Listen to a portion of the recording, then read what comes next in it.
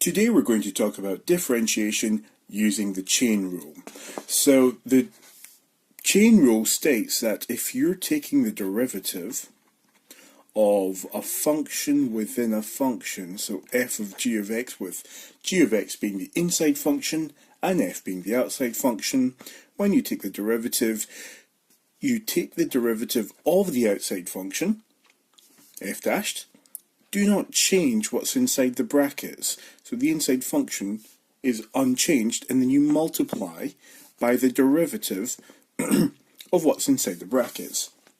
So just to reiterate, you differentiate the outside function, giving you f dashed, you don't change what's inside the brackets, and you multiply the entire thing by the derivative of what's inside the brackets.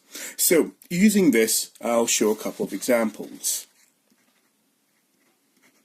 So example number 1, I'm going to take the derivative, and by the way, just to explain the notation, d by dx means I am about to differentiate what I have here. dy by dx means I have just differentiated. So this is very similar to using the integral symbol. The integral symbol means integrate this function or equation, same thing. And with d by dx it means differentiate this. So I'm going to differentiate, let's pick something, 3x squared minus 18 all to the power of 5. Okay, so this would be way too complicated to multiply out and differentiate, so we would differentiate it as it is using the chain rule. Now a lot of people ask me, how do I know that I need to use a chain rule? Well, do you have brackets? And you have something outside the brackets and something inside? Well, if you do, it will be chain rule. Simple as that. If it was a squared instead of a power of 5, then it would be up to yourself. You could either multiply out and then differentiate as normal, or use a chain rule. You'll get the same answer either way. Generally, it's easier to use a chain rule. If you multiply out, there might be an error in multiplying, so the fewer steps you do, the better generally. So using the chain rule for this, we multiply the outside, so we do 5 times the 4, which gives us 20 obviously. Reduce the power by 1, so there I've differentiated the outside, and you do not change what's inside the brackets, and multiply by the derivative of what's inside the brackets, which is 6x. The derivative of this is 6x, derivative of negative 18 is just 0, so that's it. And if you prefer, you can put a cross instead of a dot. I just use a dot because it's a bit neater, and it stops myself getting confused between x's and times signs. So then just tidy up. You just do 6x times 20, so that would be 120x. 3x squared minus 18 to the power of 4. And we're done. So just to reiterate again, you differentiate the outside function. 5 times 4 gives you 20, reduce the power by 1, so reduce that power by 1, gives you the 4, don't change what's inside the brackets, it stays the same, and then multiply the entire thing by the derivative of what's inside these brackets, which will give you 6x, tidy it up. Now, this number or term here should generally be brought to the front and multiplied with this, whatever you have, to tidy it up. Does it have to be? No, but generally it's better if you do. So let me give you another slightly more complicated example. So let's take the derivative of 3 over the square root of 4x squared minus 7. Yeah, that's a decent one. Okay, so this is currently not in a position or not in a form that's differentiable. So we need to change it and put it into a differentiable form. Well, if we do that, so d by dx again, because I haven't actually differentiated yet. Now you should remember from Nat 5 math, or from GCSE math, that a square root is the same thing as the power of a half. Now if you don't remember that, you really should go back and refresh yourself on the indices rules. Then, once you've done this, we're still not in a differentiable form. We need to bring this whole thing up to the top. And when we do that, it becomes 4x squared minus 7 to the power of negative a half. So when you bring this up to the top, the power becomes negative. Finally, we're in a position where we can differentiate this. So differentiating that gives us Well, you do negative a half times 3, which is negative 3 halves. You don't change what's inside the brackets, and you reduce the power by 1. So negative a half subtract a whole gives you negative 3 halves. And we'll just don't change what's inside the brackets.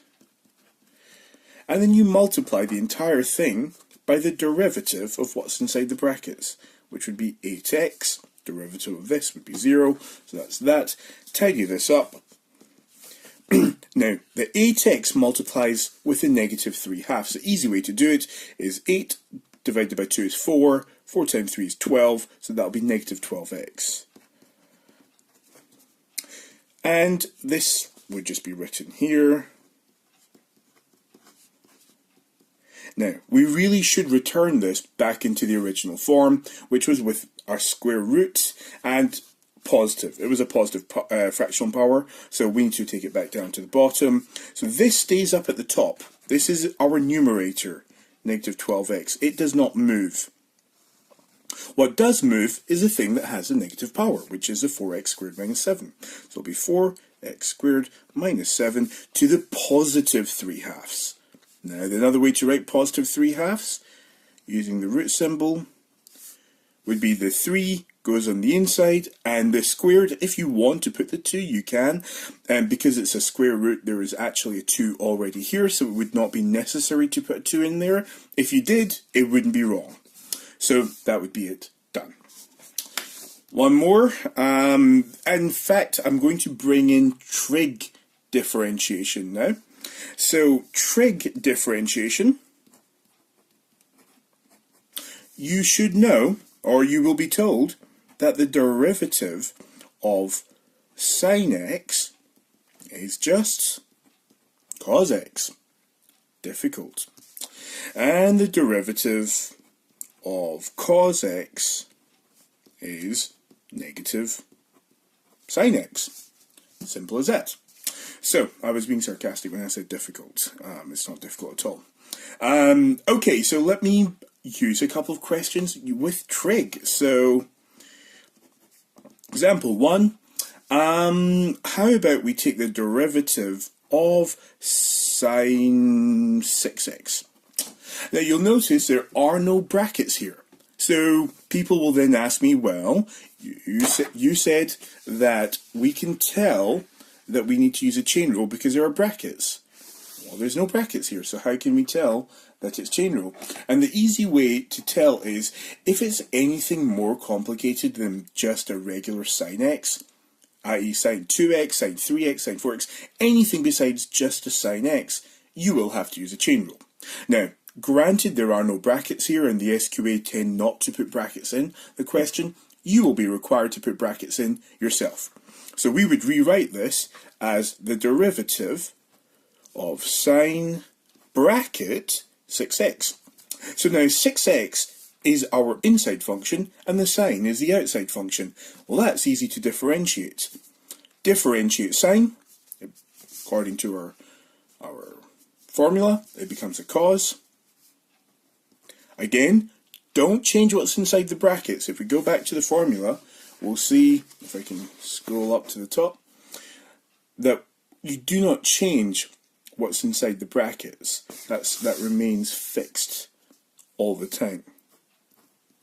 And then you multiply by the derivative of what's inside the brackets. The derivative of 6x is just 6. So tidying that up, bringing the 6 to the front, that becomes 6 cos 6x. Now they did not have brackets in the original question, so I shall not put brackets in my answer. If you did, it wouldn't matter. Nobody really would be marked wrong for that. Okay, let's do another one, this time with a power. And this will be the last one for this video. I'll do cos this time, and I'll do cos, I don't know, 7x. So that's cos to the power of 7x, or cos x to the power of 7 is really what it is. So, again, there are no brackets, so we are required to put brackets in, and again, you can tell you have to use a chain rule because it's more complicated than just a simple cos x.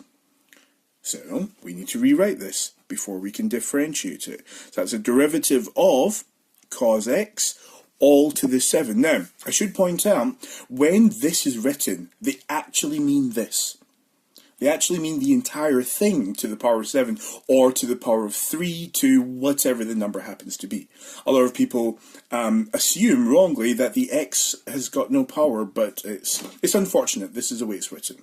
So now we can differentiate that. So again, you differentiate the outside function. The 7 multiplies with the invisible 1 here, and you reduce the power by 1. Don't change what's inside the brackets. And then multiply by the derivative of what's inside the brackets. And the derivative of cos x is negative sin x. Okay, so now we just tidy that up, bring the negative and the 7 together, just a minus sign, so negative 7, cos, put the 6 back where it should be, 6x sin x. Now, if you prefer, you could bring the entire minus and sin x to the front and write negative 7 sin x, then put the cos 6x. The order is irrelevant, it really doesn't matter. Hope that helped. Thanks a lot for watching. See you later.